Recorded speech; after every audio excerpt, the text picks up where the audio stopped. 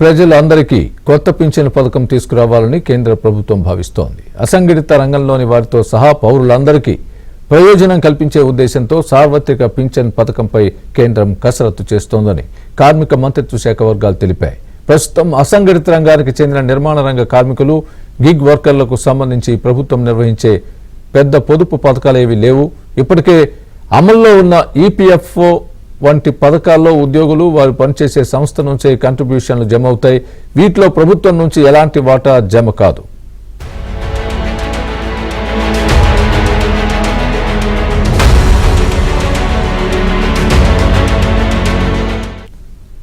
ప్రధానమంత్రి శ్రమయోగి మన్ధన్ యోజనతో పాటు 60 ఏళ్లు నిండిన రైతులకు నెలకు 3,000 రూపాయల వరకు అందించే ప్రధానమంత్రి కిసాన్ మన్ధన్ యోజన వంటి పథకాలు ప్రస్తుతం అమల్లో ఉన్నాయి. వీటికి కొంత మొత్తం ప్రజలు చెల్లిస్తూ ఉండగా మరికొంత ప్రభుత్వం భరిస్తోంది. America, Canada, Europe, Russia, China తదితర దేశాలు ఇప్పటికే పెన్షన్లు, ఆరోగ్య సంరక్షణ, నిరుద్యోగ ప్రయోజనాలను కవర్ చేసే సామాజిక భద్రతా వ్యవస్థను ఏర్పాటు చేశాయి.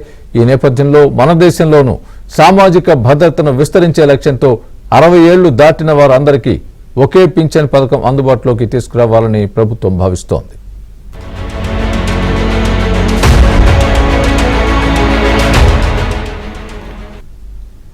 భారత్లో 2036 నాటికి సీనియర్ సిటిజన్ల జనాభా 22.7 కోట్లకు చేరుతుందని అంచనా. ఇది మొత్తం దేశ జనాభాలో 15%. 2050 నాటికి వీరి సంఖ్య దేశ జనాభాలో 20% అంటే 34.7 కోట్లకు చేరుతుందని భావిస్తున్నారు. ప్రస్తుతం దేశంలో ఉన్న పెన్షన్ పథకాలను హేతుబద్ధీకరించి ఈ కొత్త కార్యక్రమాన్ని అమలు చేసే అవకాశం ఉందని కార్మిక శాఖ వర్గాలు వెల్లడించాయి. ఉద్యోగం చేస్తున్న వేతన జీవులతో పాటు స్వయం ఉపాధి పొందుతున్న వారికి కూడా కొత్త విధానం వర్తించేందుకు వీలుగా ఈపీఎఫ్ఓ ఆధ్వర్యంలో విధి విధానాలను రూపొందిస్తున్నట్లు తెలిపాయి. ప్రస్తుతానికి న్యూ పెన్షన్ స్కీమ్ అని పిలిచే ఈ కొత్త పథకం ఇప్పటికే అమల్లో ఉన్న ఎన్పీఎస్ స్థానాన్ని భర్తీ గాని విలీనం గాని చేయబోదని ప్రభుత్వ వర్గాలు వివరించాయి.